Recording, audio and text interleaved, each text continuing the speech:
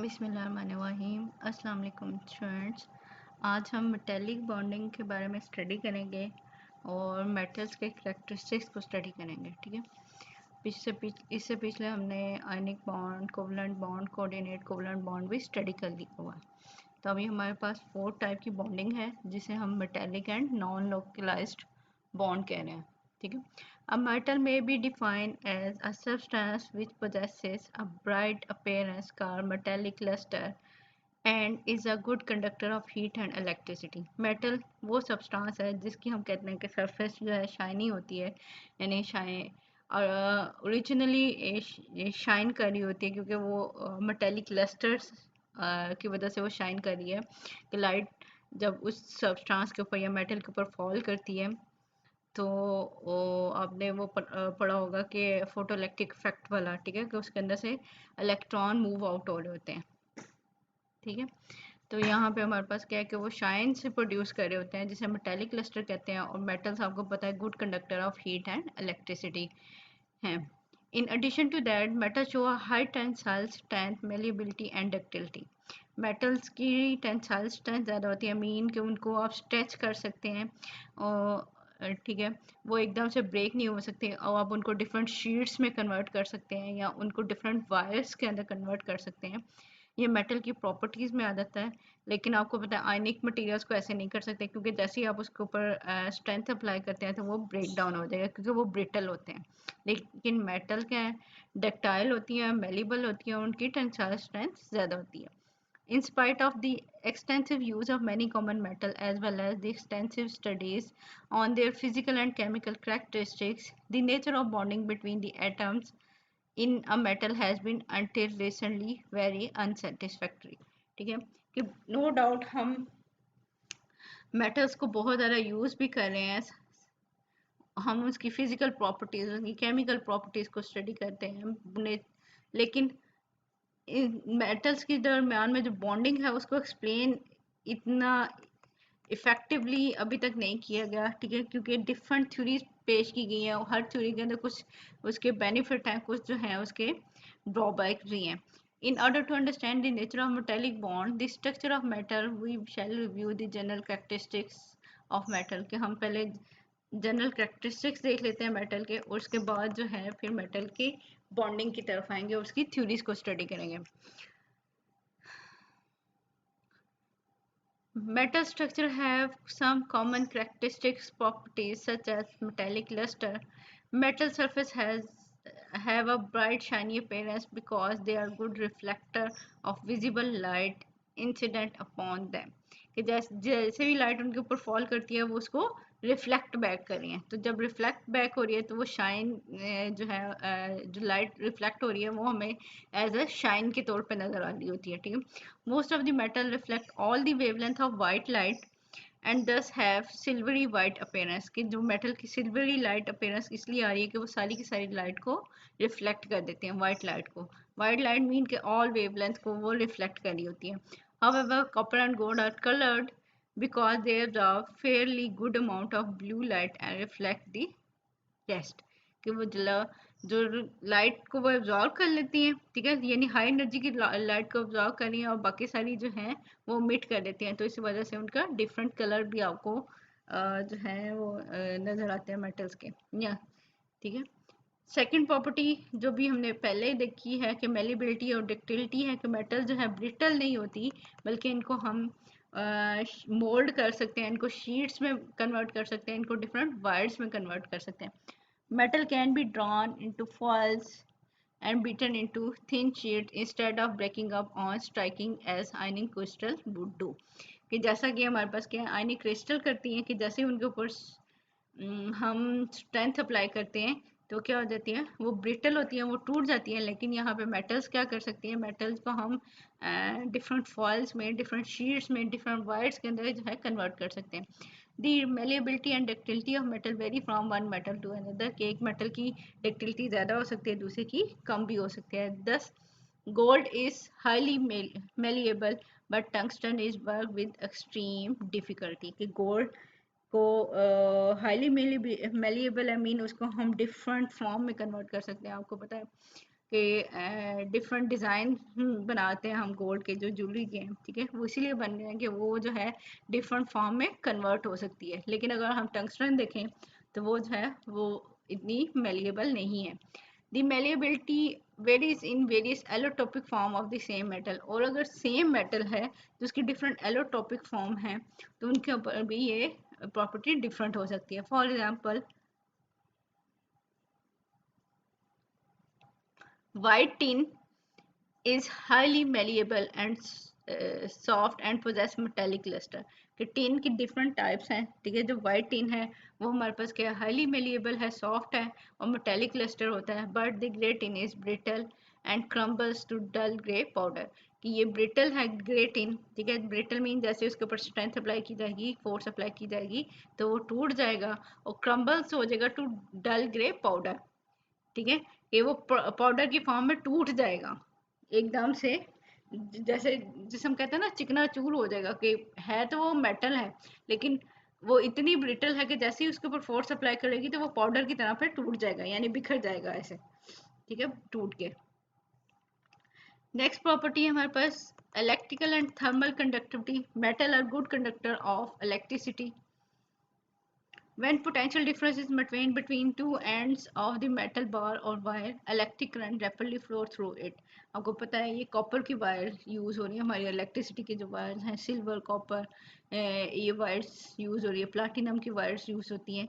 वो सारी की सारी क्या करती हैं, इलेक्ट्रिकल करंट को कंडक्ट कर रही होती है। फ्लो ऑफ करंट जो है उसके अंदर से हो रहा है। Similarly, if two ends of the metal are maintained at different temperature, heat energy is rapidly transmitted from the hot source to the cold sink।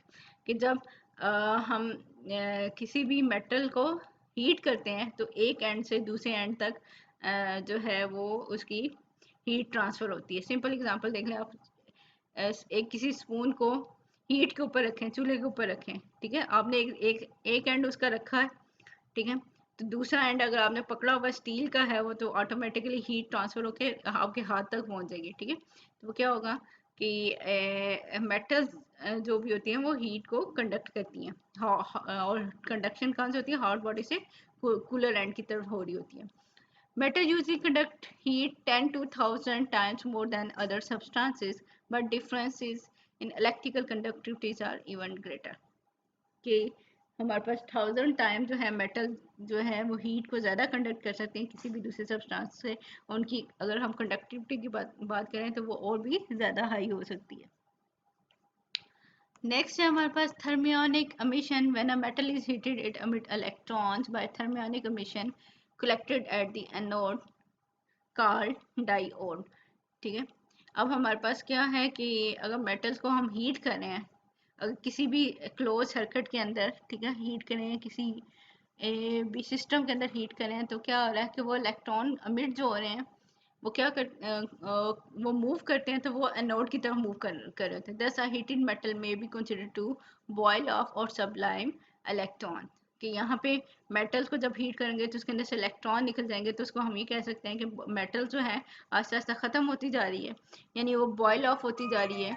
और या फिर हमारे पास जो है सब्लाइम इलेक्ट्रॉन की फॉर्म में एग्जिस्ट कर रही है, यानी कि वो जो है सारे जैसे हीट कर रहे हैं तो इलेक्ट्रॉन तो उसके अंदर से निकलते जा रहे हैं। नेक्स्ट प्रॉपर्टी है हमारे पास photoelectric effect on irradiating the clean surface of metal with light of suitable wavelength electron are emitted called photo electron. कि जब भी हम मेटल की सरफेस के ऊपर एक स्पेसिफिक वेवलेंथ की एनर्जी जो लाइट जो है वो फॉल करते हैं तो हमारे पास क्या है, इलेक्ट्रॉन निकलते हैं और वो इलेक्ट्रॉन जो निकल रहे हैं उन्हें फोटो इलेक्ट्रॉन कहते हैं। और ये जो प्रोसेस होता है उसे फोटो इलेक्ट्रिक इफेक्ट कह रहे होते हैं, ठीक है। The rate of emission of photo electron depend upon the intensity of radiation. कि कितने इलेक्ट्रॉन निकलेंगे, किस रेट से निकल रहे हैं, वो डिपेंड करता है कि हमने जो रेडिएशन दी है उसकी इंटेंसिटी क्या है। But kinetic energy of emitted electron is a function of wavelength of the light radiation. लेकिन जो इलेक्ट्रॉन निकल रहे हैं वो स्लोली मूव करेगा, वो मॉडरेटली मूव करेगा, वो हाई स्पीड से मूव करेगा। वो यानी उसकी काइनेटिक एनर्जी जो है इलेक्ट्रॉन की वो डिपेंड कर रही है हमने उसके ऊपर कौन सी वेवलेंथ की लाइट जो है वो फॉल की थी। यानी मेटल्स जो है फोटोइलेक्ट्रिक इफेक्ट भी शो कर रही होती है। नेक्स्ट प्रॉपर्टी है हमारे पास magnetic structure. When a metal is placed in a non uniform magnetic field it may either be attracted or repel from the region of higher field. कि हम किसी भी मेटल को हम क्या करें, अगर इलेक्ट्रिक फील्ड के अंदर रखेंगे तो ये क्या होगा कि या तो उसको अपोज करेगी या उसके ऊपर कोई भी इफेक्ट नहीं होगा। ठीक है, this substance attracted by the magnetic field are called paramagnetic and those repel are called diamagnetic. ठीक है, such and other properties of metal would help in understanding their structure and nature of the metallic bonds as given in the following discussion। अब हम metal structure के बारे में देख लेते हैं। ऊपर वाली हमारे पास क्या थी, डिफरेंट प्रॉपर्टीज थी मेटल्स की। तो अब हमारे पास है structure of metal. The structure of metal have very high coordination number 8 or 12 and possess very high electrical and thermal conductivity। Metals के अंदर जो कोऑर्डिनेशन नंबर होता है, मीन एक मेटल एटम ने कितने दूसरे एटम्स के साथ इंटरेक्शन शो कर रहा है, या एक एटम के मेटल का जो है एटम है उसके इर्द गिर्द कितने दूसरे जो हैं वो एटम प्रेजेंट है, वो उसका कोऑर्डिनेशन नंबर हो जाता है। तो यहाँ मेटल में जो है इनका कोऑर्डिनेशन नंबर क्या होता है, हाई होता है, और उनकी इलेक्ट्रिकल और थर्मल कंडक्टिविटीज भी हाई होती हैं। The metal atoms are packed closely to build up the crystal structure or lattice. Thus, the metal may be regarded as assembly of positive ions, usually considered as pair of identical radius, which are packed together to fill the spaces as completely as possible। हमारे पास होता क्या है, हम ये consider करते हैं कि metal के जो इलेक्ट्रॉन हैं वो एक अलहदा से उसके इर्द गिर्द होते हैं, और सारे के सारे जो हमारे पास पॉजिटिवली आयंस होते हैं मेटल के, वो आपस में इस तरह आपस में अरेंज करते हैं कि वो क्लोजली पैक हों। ठीक है, स्फेयर की फॉर्म में एग्जिस्ट कर रहा है वो उसका पॉजिटिव आयन, और जो है यहाँ पे आपस में एक दूसरे से क्लोजली पैक होते हैं। In order to understand the close packing of atom in metal structure, let us consider an analogy. If a number of solid sphere or metallic balls are packed in a box as shown in figure A, ठीक है, the box is well shaken, the ball will be rearranged in the manner shown in figure B। अब हमारे पास होता क्या है कि अगर हम क्या करें, एक बॉल है या सिंपल एक आप मेटल एटम करें, सिंपल मैं इसको बॉल से एग्जांपल आपको दे रही हूँ।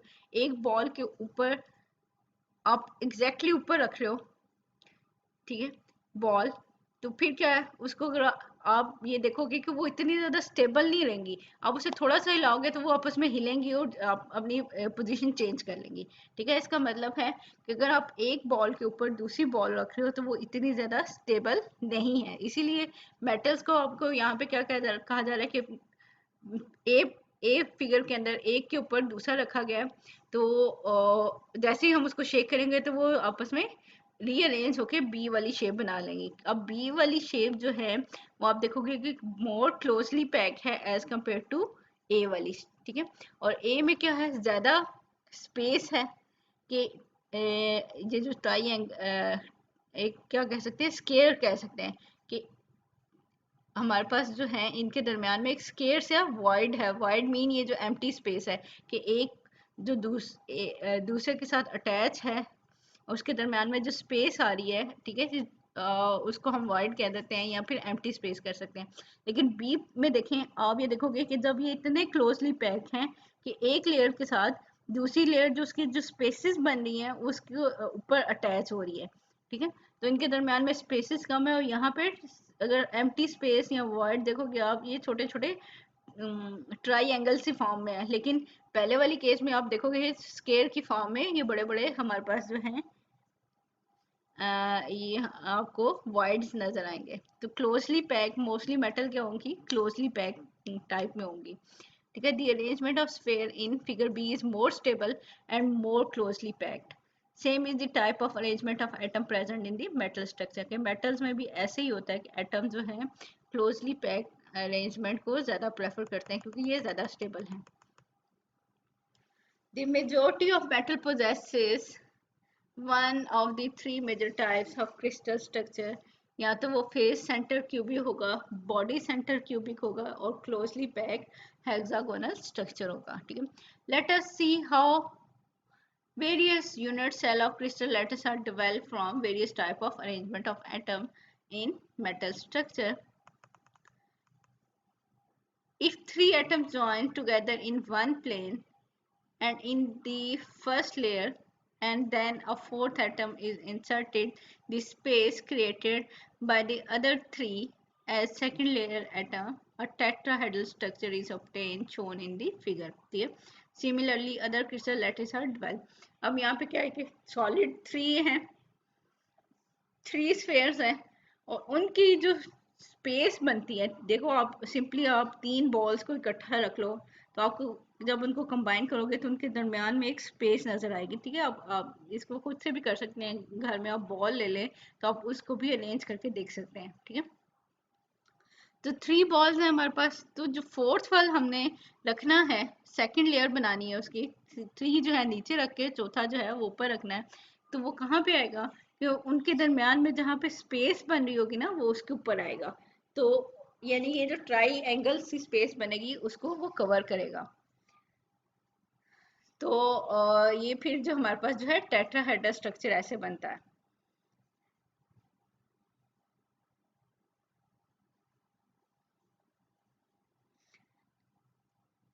अब नेक्स्ट हम देखते हैं फिगर 3.16।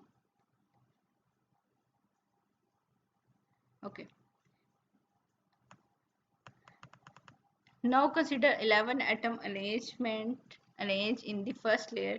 तो फर्स्ट लेयर अभी हम नीचे देखते हैं कि उसके अंदर 11 atoms हैं।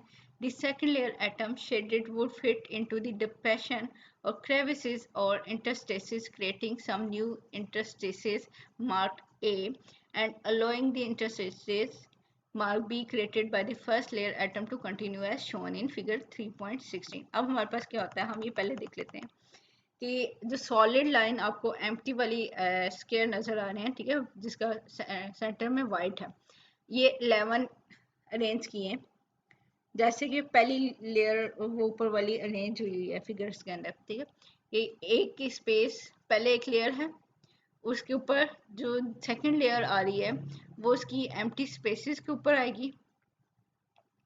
ठीक है, अब जो है सेकंड लेयर अगर हम रख रहे हैं, यानी एक प्लेन के ऊपर जो है अगर हमने एक दफ़ा 11 बॉल्स सेट कर ली हैं कि क्लोज पैकिंग में रख ली, अब उसके ऊपर हमने सेकंड लेयर लगानी है, तो सेकंड लेयर जो है वो लगेगी ये जो इसके शेडेड एरिया में आपको शो किया जा रहा है। ठीक है, तो ये वैसे उस तरह हमारे पास जो है वो लगेगी शेडेड एरिया में। ठीक है, अब क्या था कि पहले जब अब हमारे पास आ रही थी पहले वाली लेयर्स के ऊपर जब हमने सेकंड वाली लेयर रखी है, तो वो कहाँ रखी है कि जो पहले वाली लेयर्स की स्पेसेस थी उसको वो उसने कवर कर दिया। ठीक है, अब जब उसने उस पहली वाली लेयर की स्पेसेस को कवर किया है, तो अब जहां जहां ये सेकंड वाली रखी जा रही है, जैसे आपको ये बी पॉइंट नजर आ रहा है, तो जहां पे ये शेडेड सर्कल आपस में अटैच हो रहे हैं, तो वहां पे भी एक त्रिकोण सी बन रही है। ठीक है, थोड़ी सी स्पेस नजर आ रही है, इसको बी कहा जा रहा है। तो यहाँ पे आपको ये कहा जा रहा है कि जब बी हम रख रहे हैं सेकंड लेयर ऑफ एटम रख रहे हैं कि वो पहले वाली की जो वर्ड्स हैं उनको कवर करी है, तो वहाँ पे हमारे पास क्या है कि और हमारे पास स्पेस प्रोड्यूस हो रही है। ठीक है, जो छोटी सी हमारे पास नज़र आ रही है, तो ये इस तरह की अरेंजमेंट आ रही है। अगर हम इसके बाद इसको थर्ड वाली को भी रखें, ठीक है, अब थर्ड वाली लेयर अगर रखें हैं तो हमारे पास दो तरह के टाइप्स आ सकते हैं कि या तो वो ए वाले इंटरस्टेसिस यानी ए वाली जगह को फिल करें, या वो फिर बी वाली जगह को फिल कर सकती है। ये इसके डिफरेंट मॉडल हैं, आप यूट्यूब पे इसको क्लियरली आप इसको देख सकते हैं कि कैसे जो है ना इसकी पैकिंग हो सकती है, या अगर आप खुद से भी इसको डिफरेंट डिज़ाइन जो है वो इसको सेट करके देख सकते हैं। Now the third layer atoms may fit into the interstices A or B. If the third layer atom fit into the interstices marked B, those interstices will be blocked by the atoms। ठीक है, अगर B के ऊपर रखे जाएंगे तो ये जो B वाली स्पेसेस हैं ये क्या हो जाएगी, खत्म हो जाएंगी। And atom will not lie directly above those of the first layer, लेकिन फिर भी एटम एग्जैक्टली उसके ऊपर लाई नहीं कर रहे होंगे फर्स्ट लेयर के. This layer pattern will be 1 2 3 और ए बी सी, यानी ए में डिफरेंट है, बी में डिफरेंट है एंड सी में डिफरेंट आ गया. ठीक है, which is represented at face center cubic arrangement and this arrangement is represented as ABC.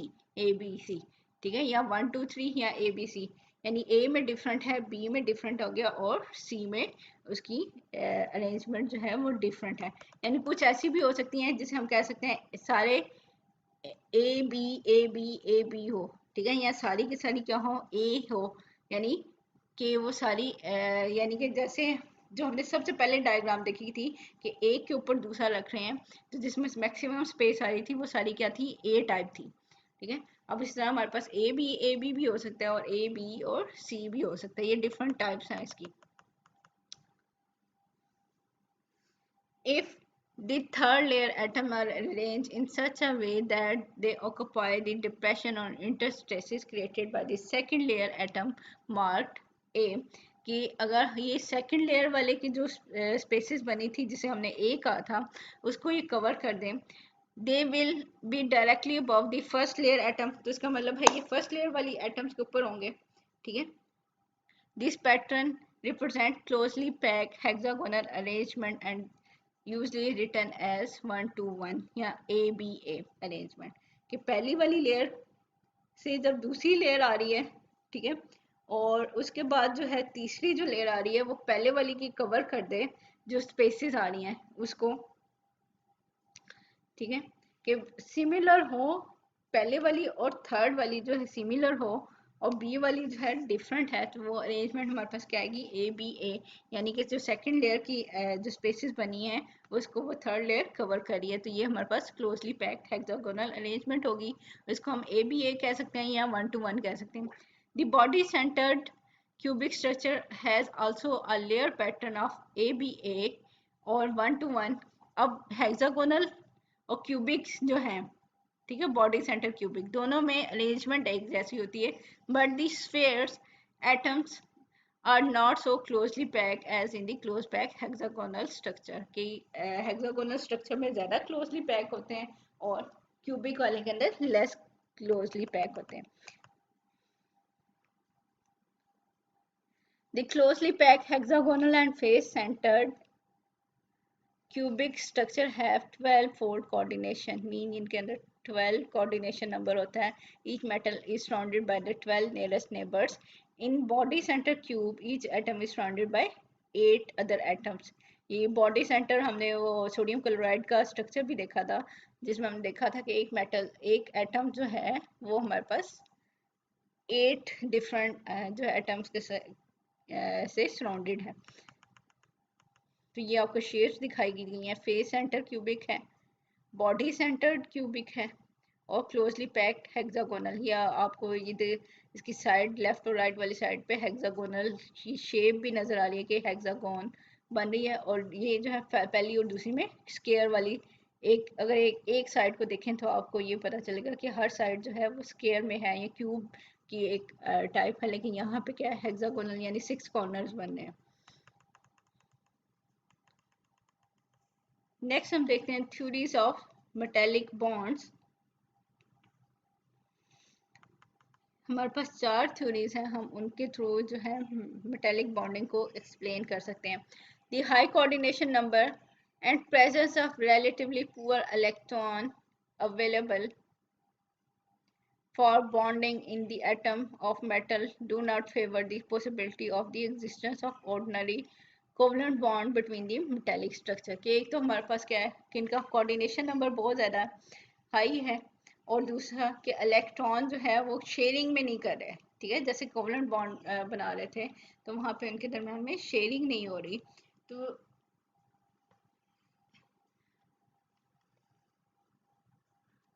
Sharing नहीं हो रही तो इसका मतलब है इनके दरमियान में कोवलेंट बॉन्ड भी नहीं बन रहा. At the same time the physical properties of metal are not like those of ionic compound which indicate the absence of electrostatic forces operating between the atom within a metal.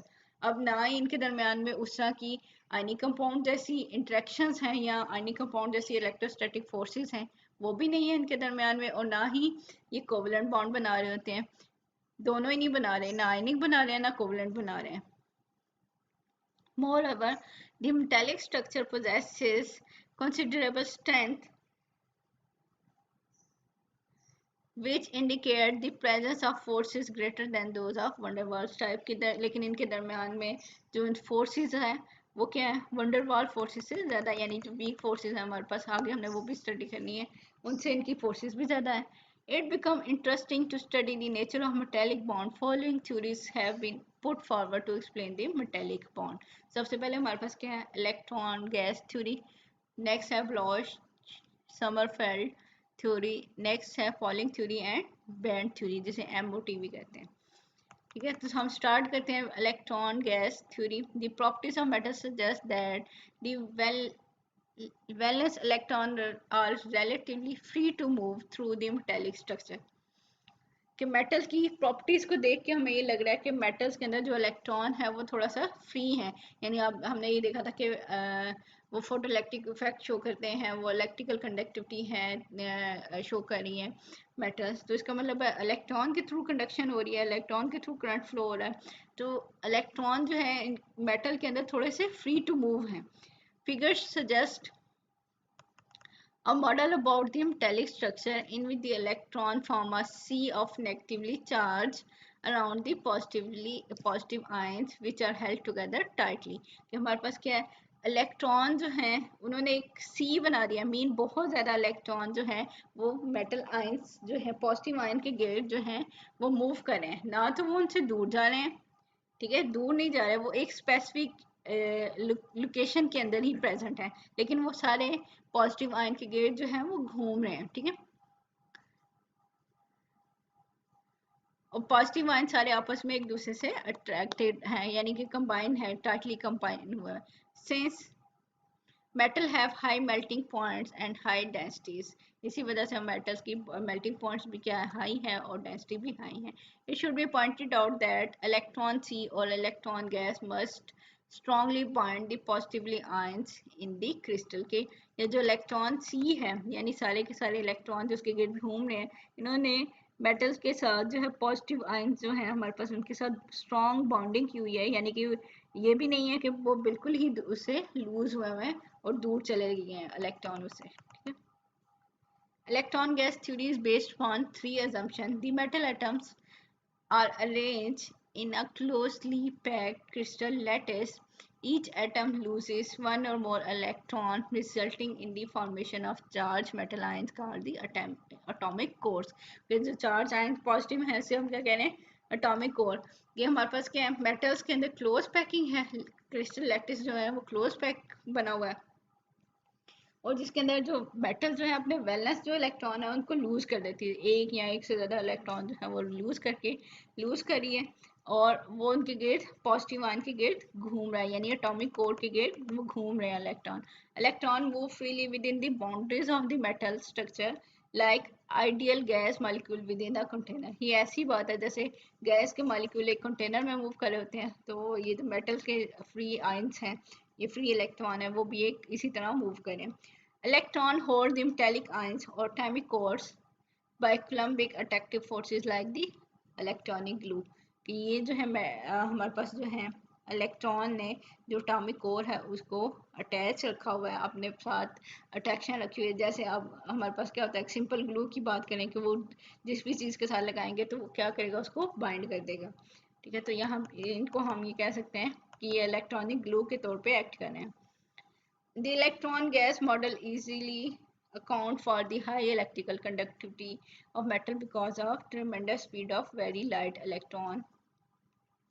ठीक है, कि इससे हमें क्या है, हमें इंफॉर्मेशन मिलती है कि ये मेटल की कंडक्टिविटी हाई के बारे में इंफॉर्मेशन देती है। क्यों कि यहाँ से हमें पता चलता है कि आपको पता है कि इलेक्ट्रॉन की स्पीड हाई है, तो इलेक्ट्रॉन अगर मूव करेंगे तो इलेक्ट्रिसिटी को कंडक्ट करना भी हमारे लिए इजी होगा, और ज़्यादा इलेक्ट्रिसिटी कंडक्ट होती है मेटल के अंदर। The speed of an electron is 1.2 × 10⁻15 angstrom पर सेकेंड। ठीक है, यानी बड़ी हाई स्पीड होती है।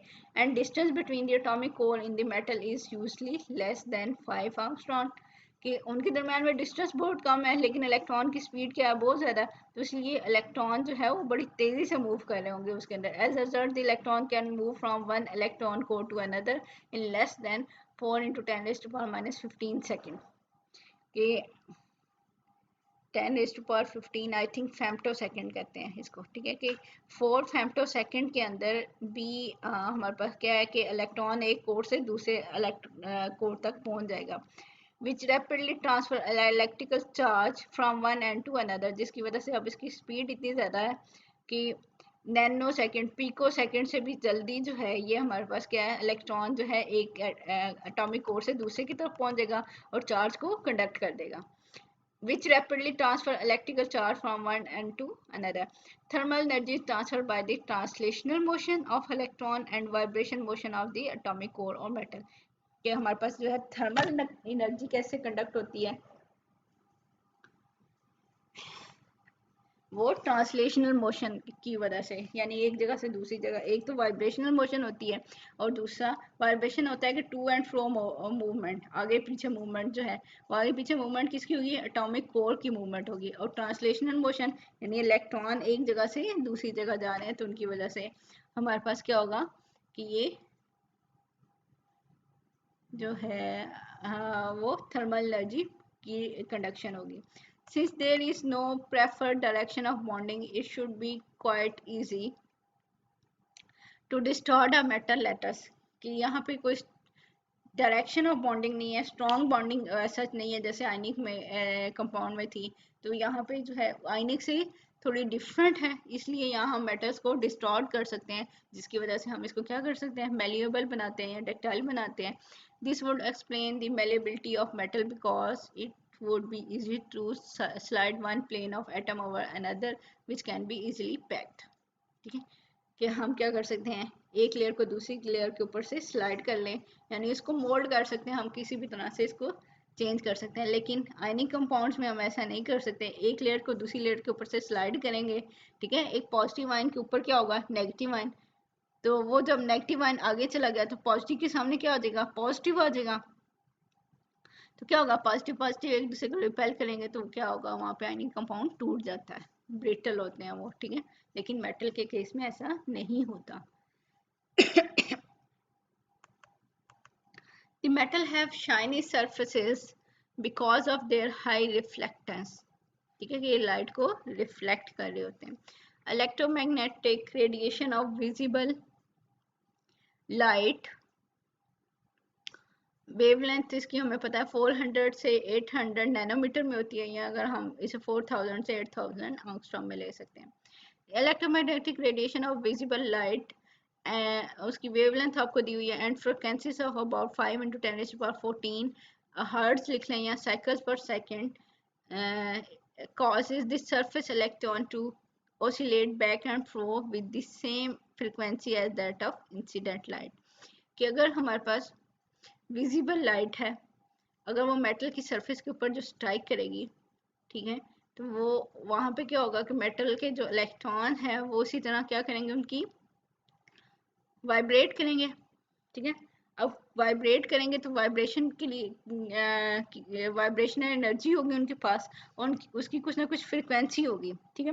अब वो जो फ्रिक्वेंसी, जिस फ्रिक्वेंसी से वो वाइब्रेट कर रहे हैं, वो वही फ्रिक्वेंसी है जो कि इंसिडेंट लाइट की फ्रिक्वेंसी है, यानी 5 × 10⁻14 साइकिल्स पर second. Thus, radiation of the same frequency as that of incident radiation is emitted as a reflection of the incident beam. अब वो वहाँ से क्या होगा कि जब लाइट को रिफ्लेक्ट होगी मेटल्स के अंदर से, तो वो भी उतनी ही वही वेवलेंथ, या आप सिंपली कह दें कि उसी फ्रिक्वेंसी की लाइट ही अमिट हो रही होगी या रिफ्लेक्ट हो रही होगी जितनी की हमारे पास क्या थी, इंसिडेंट रेडिएशन की थी। In spite of its merit in explaining some characteristics of metals, the electron gas theory met with many failures, ठीक है, इस थ्योरी के कुछ ड्रॉबैक्स भी थे। फर्स्ट हमारे पास क्या है, decrease in electrical and thermal conductivity with increasing temperature observed experimentally is opposite to the behaviour of electron gas. अब आपको पता है कि आप अगर मेटल्स को हीट करना है तो इलेक्ट्रॉन की क्या होगी, वाइब्रेशनल एनर्जी ज़्यादा हो जाएगी। वाइब्रेशनल एनर्जी ज़्यादा होने के साथ साथ क्या है, सम टाइम ऐसा होता है कि इलेक्ट्रॉन के साथ जो उनकी कोर एटॉमिक कोर है यानी पॉजिटिव आयन है, उनकी भी वाइब्रेशन स्टार्ट हो जाती है। तो इलेक्ट्रॉन को मूवमेंट में डिफ़िकल्टी होती है, जिसकी वजह से क्या है कि उसकी हाई टेम्परेचर पे क्या होगा, थर्मल और इलेक्ट्रिकल कंडक्टिविटी कम भी हो सकती है। अब ये इस चीज़ को जो है इलेक्ट्रॉन गैस थ्योरी एक्सप्लेन नहीं कर सकी थी।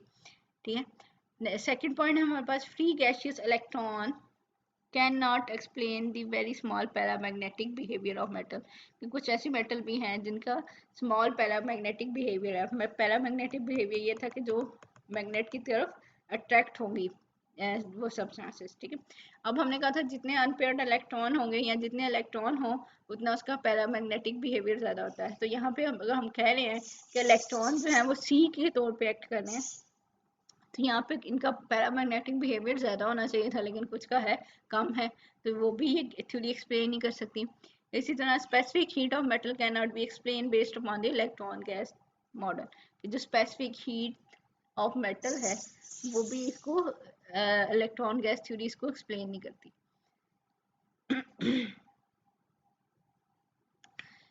नेक्स्ट थ्योरी हमारे पास blush Sommerfeld theory. Sommerfeld in 1928 and later on Bloch proposed this theory with the following main feature. अब हम सेकंड थ्योरी देख लेते हैं। The metal consist of atomic core arrange in a closely packed structure. ये भी यहाँ पे क्या कह रहा है कि मेटल के अंदर जो एटॉमिक कोर है वो क्लोजली पैक्ड स्ट्रक्चर की फॉर्म में है। The electron are remove from the neutral atom which would be loosely bound and left as valence electron। के अब ये जो इलेक्ट्रॉन न्यूट्रल एटम से निकले हुए हैं तो वो हमारे पास क्या है, कौन से इलेक्ट्रॉन है, ये वैलेंस इलेक्ट्रॉन है। ठीक है, the positive core have a region of negative potential within the volume occupied by the metal. The potential is assumed to be zero within the metal and very high outside the metal। कि यहाँ पे potential difference की बात की जा रही है कि मेटल्स के अंदर पोटेंशियल जो है वो जीरो है, यानी सारे एटम्स जो पॉजिटिव आयन है वो सेम है, लेकिन मेटल्स के बाहर जो है पोटेंशियल बहुत हाई है। यानी कि जो मेटल के एटॉमिक कोर हैं और जो उसके जो हैं इलेक्ट्रॉन है वो क्या है, वो उसकी स्पेसिफिक स्पेस के अंदर ही है, लेकिन वो वहां से बाहर मूव नहीं कर सकते क्योंकि बाहर जो है वो पोटेंशियल बहुत हाई है। Electrons are confined to the interior of matter due to high potential outside, obeying all requirement of quantum mechanics। ये सारे के सारे quantum mechanics को obey करके कर रहे हैं। ठीक है, ये जैसा कि quantum mechanics का introduction zoology के स्टूडेंट ने थर्ड में पढ़ना है, जो Schrodinger wave equation in one dimensional box, तो वहाँ पे भी आपको समझ आ जाएगी। एक बॉक्स के अंदर पोटेंशियल जो है वो जीरो है, जैसे ही हम उसके अंदर बाहर जाएंगे तो पोटेंशियल क्या होगा, इन्फिनिट हो जाएगा। ठीक है, तो वहाँ पे पार्टिकल मूव नहीं कर सकता। तो यानी ये क्वांटम मैकेनिक्स के रूल्स के थ्रू जो है ना उसको एक्सप्लेन किया जा रहा है। First and two postulates are very similar to the electron gas model. According to the third postulate, quantum mechanical treatment would offer wave character to electron। की थर्ड श्रोडिंगर वेव इक्वेशन की अगर हम बात करें तो वो भी कह रहा है कि वेव लाइक नेचर है इलेक्ट्रॉन की, तो वो इलेक्ट्रॉन भी वेव की तरह बिहेव कर रहा है। ठीक है, और वो उसकी वेव इक्वेशन वहाँ पे सारी सॉल्व की गई है। And restrict the electron energies to certain permitted bands called brilliance zone. के इलेक्ट्रॉन की स्पेसिफिक एनर्जी होती है, वो किसी एक स्पेसिफिक जोन में मूव कर रहा होता है। ठीक है, परमिटेड लेवल के ऊपर, यानी जैसे ऑर्बिटल हम सिंपली कह देते हैं या एनर्जी लेवल्स कह देते हैं, तो इसको हम परमिटेड बैंड कह रहे हैं, जिसे हम ब्रिलियंस जोन कह रहे हैं। There would be empty bands of forbidden energy and to cross these empty bands a large amount of energy would be required।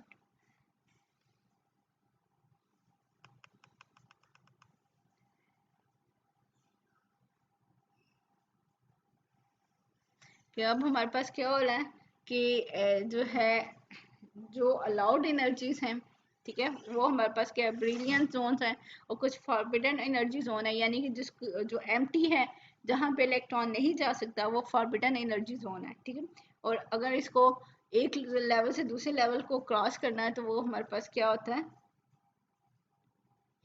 कि उसे बहुत ज़्यादा अमाउंट ऑफ एनर्जी को क्रॉस करना पड़ेगा। द ब्रिलियंट जोन और energy band correspond to one quantum state, कि ये हमारे पास जो है क्वांटम स्टेट को एक्सप्लेन कर रहे होते हैं।